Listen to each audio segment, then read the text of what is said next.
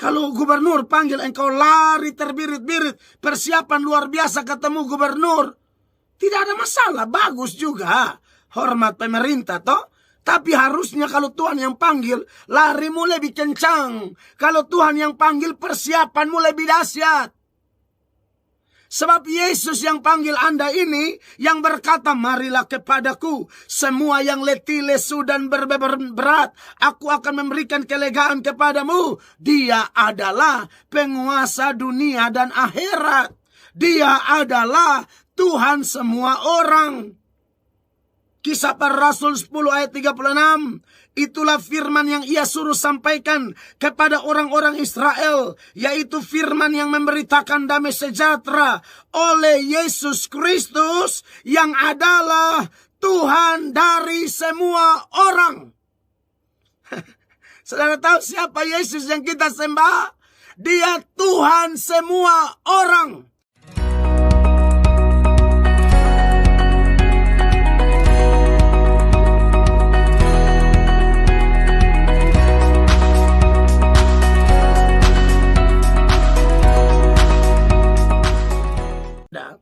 Saya mau tawarkan kebenaran yang memulihkan Anda.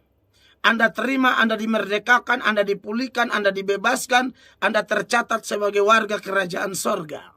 Tapi kalau Anda tolak, aduh, saya tidak bisa omong lagi ini. Ya, saya baca dulu. Buat yang suka tolak, ada beberapa data ya. Saya tunjukkan mulai dari perjanjian lama di Amsal dulu. Amsal pasalnya yang pertama, ya, Amsal 1 mulai ayat 24. Ini ayat bilang begini. Oleh karena kamu menolak ketika aku memanggil, dan tidak ada orang yang menghiraukan ketika aku mengulurkan tanganku. Ini Tuhan panggil, Tuhan sorong tangan, sambil berkata seturut Matius 11 ayat 28, marilah kepadaku semua yang letih, lesu, dan berbeban berat. Aku akan memberikan kelegaan kepadamu. Tetapi ternyata orangnya tidak mau. Lalu ayat 25 dari Amsal 1. Bahkan kamu mengabaikan nasihatku dan tidak mau menerima teguranku. Ayat 26. Tuhan bilang apa? Maka aku juga akan menertawakan celakamu. Dan aku akan berolok-olok apabila kedahsyatan datang ke atasmu. Apabila kedahsyatan datang ke atasmu seperti badai, dan celaka melanda kamu seperti angin puyuh. Apabila kesukaran dan kecemasan datang menimpa kamu, pada waktu itu mereka akan berseru kepadaku, tetapi tidak akan kujawab. Mereka akan bertekun mencari aku, tetapi tidak akan menemukan aku. Saudara dengar ya. Saudara yang tolak kebenaran, Anda tuh manusia biasa, Anda akan ada masalah. Ya. Saya sudah ketemu banyak orang masih sehat, masih kuat-kuat. Kalau kami di Kupang, woi masih kegeng-geng.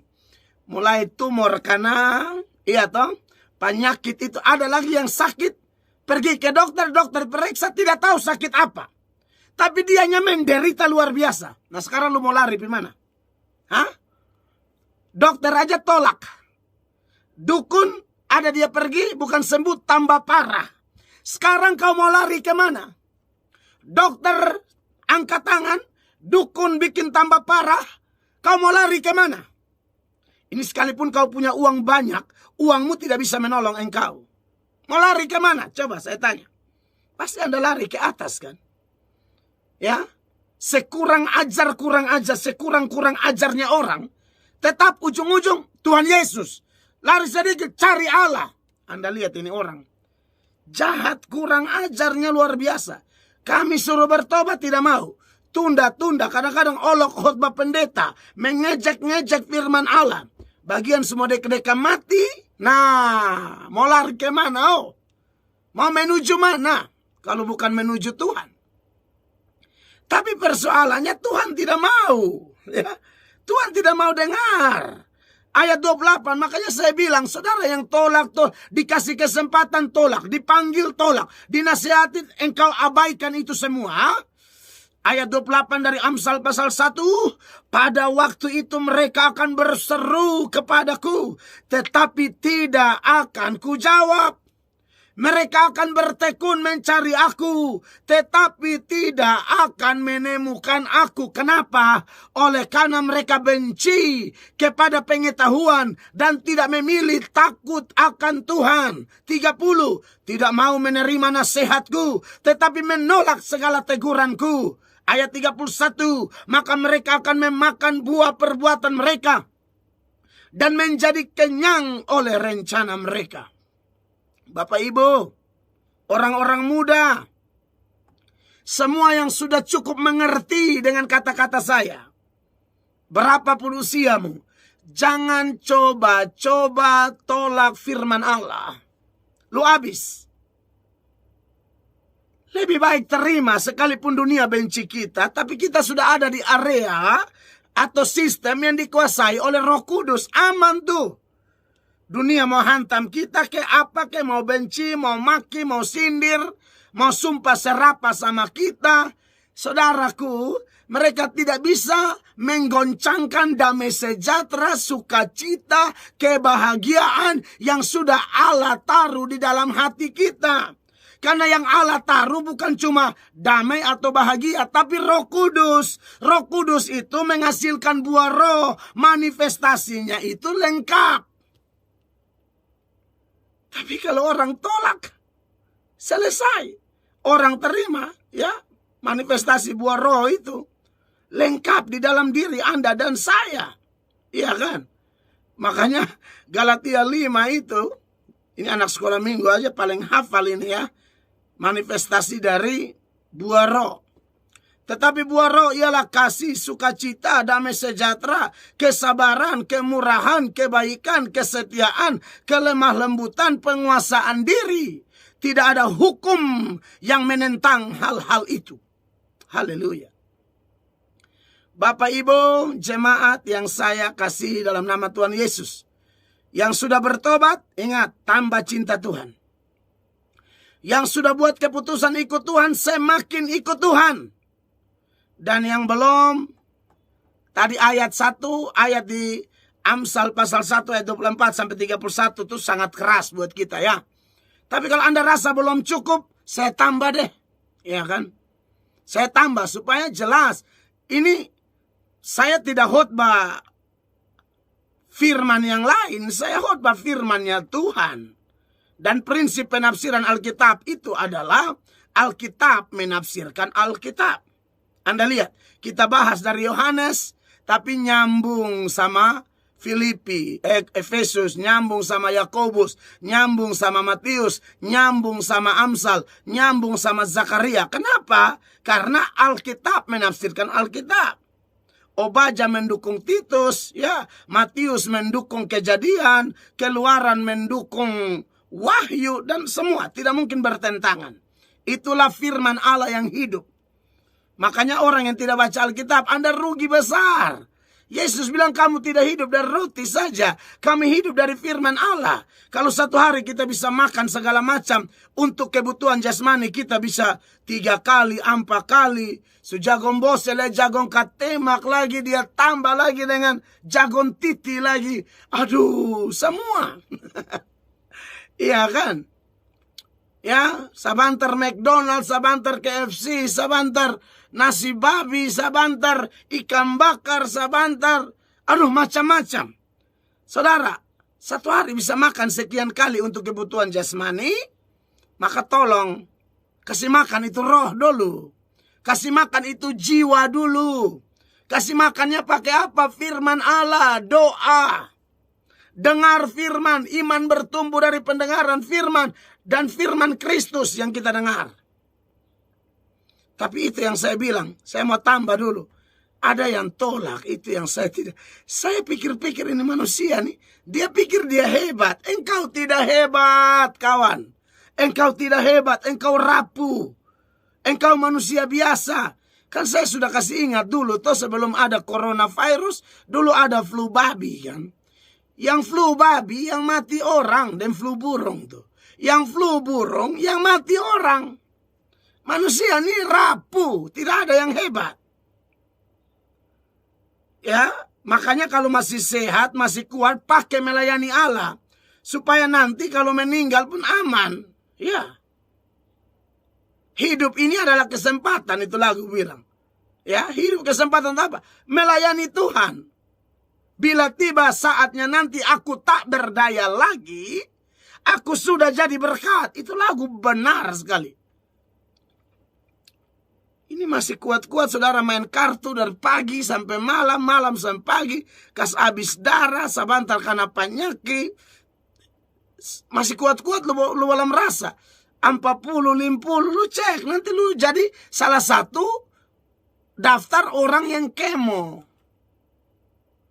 Karena terlalu banyak begadang. Itu bahaya tuh ya. Jaga kesehatan baik-baik. Zakaria pasal 7. Buat yang kepala batu semua dengar ini. Kasihan Ini contoh saja. Zakaria 7 ayat 8. Firman Tuhan datang kepada Zakaria. Bunyinya, beginilah firman Tuhan semesta alam. Laksanakanlah hukum yang benar. Dan tunjukkanlah kesetiaan dan kasih sayang kepada masing-masing. Janganlah menindas janda dan anak yatim, orang asing dan orang miskin, dan janganlah merancang kejahatan dalam hatimu terhadap masing-masing. Tetapi mereka tidak mau menghiraukannya.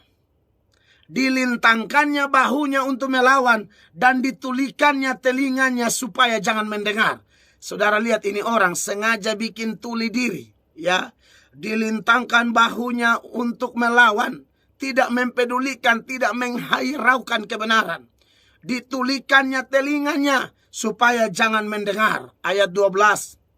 Mereka membuat hati mereka keras seperti batu amril, supaya jangan mendengar pengajaran dan firman yang disampaikan Tuhan semesta alam melalui rohnya dengan perantaraan para nabi yang dahulu. Oleh sebab itu datang murka yang hebat daripada Tuhan. Nah, kalau sudah murka datang begini, jurusnya sama toh. Pasti mau cari Tuhan. Karena pakai cara apapun sudah mentok. Orang kubannya tatoa. Tidak bisa lagi. Mau cari siapa? Ya cari Tuhan. Dan waktu cari Tuhan ini ayat 13 mengatakan, seperti mereka tidak mendengarkan pada waktu dipanggil. Demikianlah aku tidak mendengarkan pada waktu mereka memanggil. Firman Tuhan semesta alam.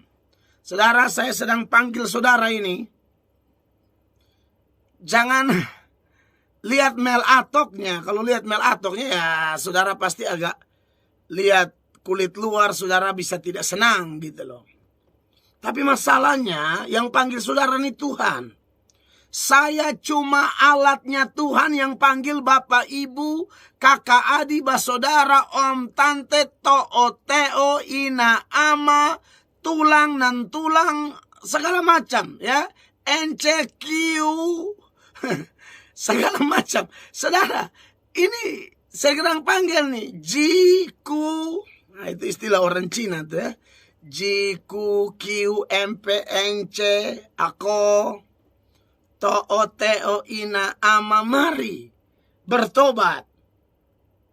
Tuhan mencintai Anda. Saudara, saya pernah dengar kesaksian orang. Dia dipanggil oleh pejabat, dipanggil oleh gubernur tertentu. Saudara, itu dia senang luar biasa. Dia mandi bersih-bersih. Dia persiapan betul-betul untuk ketemu siapa? Gubernur atau wali kota. Saudara lihat ini yang panggil dia pejabat, manusia biasa yang tidak kekal. Di dunia ini juga sementara saja, maksud saya itu ya. Kalau roh kekal kan, kekalnya ada dua, neraka atau sorga. Nah, saudara, ini orang persiapan luar biasa. Kenapa? Gubernur panggil. Orang persiapan luar biasa. Kenapa? Wali kota panggil. Orang persiapan luar biasa. Kenapa? Presiden panggil. Orang persiapan luar biasa habis-habisan. Kenapa? Dipanggil oleh menteri. Wow. Saudara pernah rasa begitu kah? Sekarang yang panggil Anda nih Allah pencipta langit dan bumi. Allah yang kita sembah dalam nama Tuhan Yesus Kristus. Dialah yang panggil Anda untuk ayo tinggalkan kehidupan lamamu. Datang pada Yesus, terima dia sungguh-sungguh, maka 2 Korintus 5 ayat 17 akan tergenapi dalam hidupmu, di mana firman Tuhan itu berbunyi, jadi barang siapa yang ada dalam Kristus, dia adalah ciptaan baru, yang lama sudah berlalu, sesungguhnya yang baru sudah datang. Yang panggil Anda nih Tuhan Yesus Kristus. Tuhan Yesus bilang apa? Di dalam Matius pasalnya yang ke-28, ayatnya yang ke-18 itu saudara-saudara. Siapakah Yesus Tuhan ini yang memanggil Anda dan saya? Ayat 18 dia berkata, Yesus mendekati mereka dan berkata, kepadaku telah diberikan segala kuasa di sorga dan di bumi. Saudara tahu siapa dia? Penguasa dunia akhirat. Siapa dia? Dia adalah Tuhan semua orang. Ini yang panggil saudara nih. Kalau gubernur panggil engkau lari terbirit-birit. Persiapan luar biasa ketemu gubernur. Tidak ada masalah, bagus juga. Hormat pemerintah toh. Tapi harusnya kalau Tuhan yang panggil, larimu lebih kencang. Kalau Tuhan yang panggil, persiapanmu lebih dahsyat. Sebab Yesus yang panggil Anda ini, yang berkata, marilah kepadaku, semua yang letih, lesu, dan berbeban berat, aku akan memberikan kelegaan kepadamu. Dia adalah penguasa dunia dan akhirat. Dia adalah Tuhan semua orang. Kisah Para Rasul 10 ayat 36. Itulah firman yang ia suruh sampaikan kepada orang-orang Israel. Yaitu firman yang memberitakan damai sejahtera oleh Yesus Kristus. Yang adalah Tuhan dari semua orang. Saudara tahu siapa Yesus yang kita sembah? Dia Tuhan semua orang. Faktanya tidak semua orang mau akui itu. Faktanya, tidak semua orang mau datang meresponi panggilannya. Makanya saya bilang, betapa diberkatinya engkau yang telah menerima Yesus sebagai Tuhan dan Juru Selamat. Dia Tuhan semua orang, tidak bisa dibantah itu. Ya, nanti Tuhan Yesus datang itu, saya selalu ingatkan ini. Saudara tahu, Tuhan Yesus datang tuh dia bukan kumpulkan gereja, bukan. Gereja itu hanya bagian dari seluruh dunia. Yang dia kumpul itu semua orang di dunia, segala bangsa. Ya, saya baca ini ayat. Supaya orang-orang yang hari ini engkau menolak Yesus, saya sudah beritakan kepadamu. Saya tidak ada beban, kau tolak dia ya urusan kau. Tapi saya mau kasih tahu yang panggil Anda ini bukan pejabat. Kalau pejabat saja kau lari terbirit-birit. Masa Tuhan, napas yang kau hela sekarang itu Tuhan punya. Oi, sadar, napas yang kau tarik sekarang itu Tuhan punya. Semua harta benda yang ada yang kau pakai sekarang itu Tuhan punya. Bukankah Ayub mengatakan, aku datang dengan telanjang, kembali dengan telanjang. 1 Timotius 6 ayat 7 bilang, kita datang ke dunia tidak bawa apa-apa. Kita mati nanti tidak bawa apa-apa. Nah, saudara punya apa-apa itu dari mana? Tuhan Allah. Sekarang dia panggil engkau, ayo bertobat, kau tidak mau. Padahal yang panggil engkau ini pribadi nomor 1 dunia akhirat. Tuhan semua orang. Dia akan datang kedua kali, saudara-saudara. Dalam Matius 25 ayat 31. Apabila anak manusia datang dalam kemuliaannya. Dan semua malaikat bersama-sama dengan dia. Haleluya. Maka ia akan bersemayam di atas tahta kemuliaannya. Ayat 32 dengar. Lalu semua bangsa, bukan semua gereja. Semua bangsa, seluruh Amerika, seluruh Eropa, seluruh Asia, seluruh Afrika, seluruh Australia, seluruh Timur Tengah, mau mana saja, kumpul semua.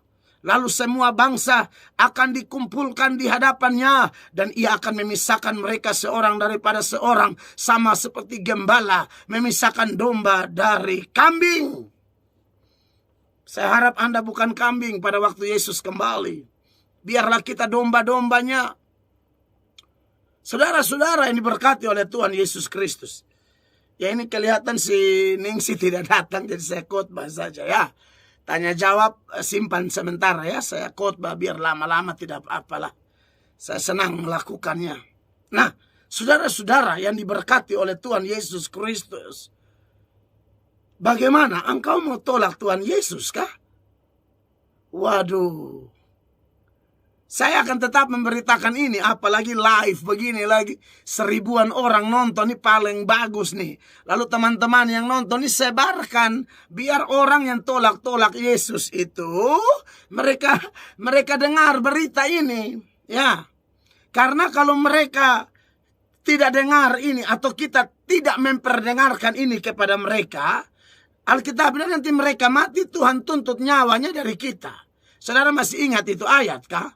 Makanya salah satu tindakan menyebarkan video-video seperti ini bagus nih. Ya. Sebarkan saja saudara-saudara, ini khusus di Facebook. Sebarkan saja biar orang bisa dengar. Nanti juga saya posting di YouTube, sebarkan saja.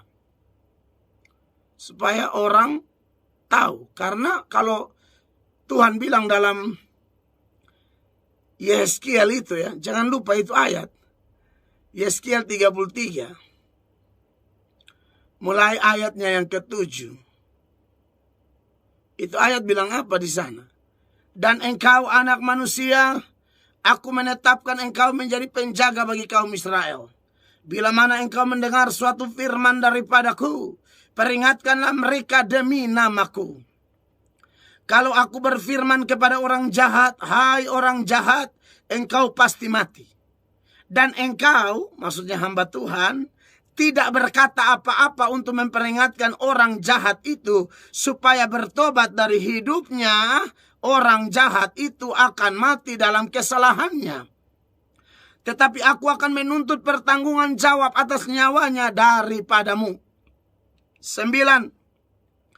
Tetapi jikalau engkau memperingatkan orang jahat itu supaya ia bertobat dari hidupnya, tetapi ia tidak mau bertobat, ia akan mati dalam kesalahannya. Tetapi engkau telah menyelamatkan nyawamu. Makanya saudara-saudara, dari dasar ayat ini saya pernah mengatakan, saya ini pendeta cari aman. Apa maksudnya cari aman? Cari aman dengan siapa? Saya cari aman dengan Tuhan. Maksudnya cari aman ialah apa? Firman Tuhan apapun, mau lembut, mau keras, saya sampaikan apa adanya. Karena saya tidak mau nanti di pengadilan terakhir Tuhan bilang saya kasih kesempatan kau khotbah di media berupa radio, Facebook, YouTube. Kau bicara apa melatok? Kau tantang orang bertobat atau tidak? Kau tegur dosa atau tidak? Kau nyatakan apa yang salah atau tidak? Itu masalahnya. Makanya saudara yang diberkati oleh Tuhan Yesus Kristus, saya harus melakukan ini. Paulus pernah bilang sama Timotius, bilang begini ya. Dalam 2 Timotius pasal 4 ya. Mulai ayatnya yang pertama. Di hadapan Allah dan Kristus Yesus, yang akan menghakimi orang yang hidup dan yang mati. Aku berpesan dengan sungguh-sungguh kepadamu demi penyataannya dan demi kerajaannya. Pesan apa itu? Sampai Paulus memulai dengan kalimat di hadapan Allah dan Kristus Yesus yang akan menghakimi orang yang hidup dan yang mati. Aku berpesan dengan sungguh-sungguh kepadamu demi penyataannya dan demi kerajaannya. Apa itu pesannya? Ternyata ini saudara. Ayat 2. Beritakanlah firman. Siap sedialah, baik atau tidak baik waktunya. Nyatakanlah apa yang salah, tegurlah dan nasihatilah dengan segala kesabaran dan pengajaran.